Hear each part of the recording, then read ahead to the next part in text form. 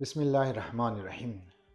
بزرگا و عرفا یک نکته بسیار عرفانی که همیشه اینها مگه باید ای دزی نکته برسی، دزی مطلب برسی، در پورا وجود خو باید برسی که تو هیچ هستی در مقابل ذات پروردگار علم. تو هیچی هستی، هیچی هستی.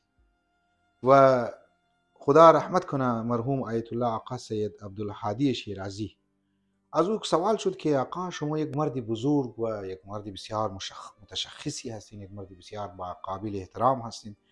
گفت من هیچم، من هیچ ابن هیچ ابن هیچم. واقعا بسیار نالکه، بسیار فریاد زد دیگه. و گفت که بس دیگه نکو آقا خود نزن، خود کشتی. یعنی انسان بگه ما هیچی هست. تواضع من انسان که باید باشه در ذات پروردگار، در مقابل پروردگار عالم، در حضور پروردگار عالم، در حضور ولی و وسیشی که روح از او تمام دنیا را احاطه کرده.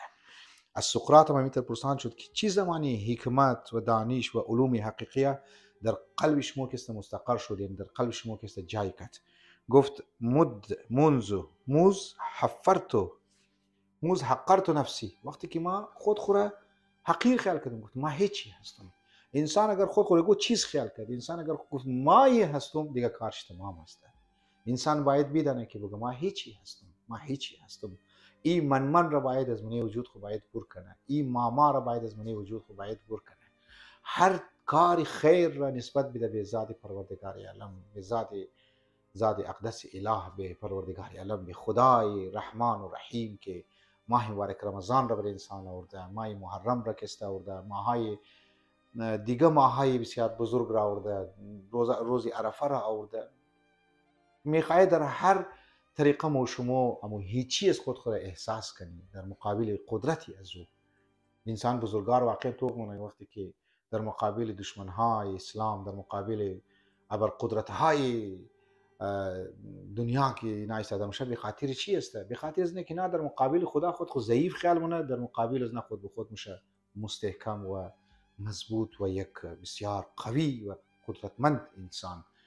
لذا خود را باید همیشه بگه که ما هیچی هستیم. البته ای در علم نفسیات که باید که خود اعتمادی و کانفیدنس را او که دو فرق تر ما زمانی درباره خود اعتمادی و درباره ازی که ما در مقابل خدا هیچی هستیم این ما توضیح داده بودم.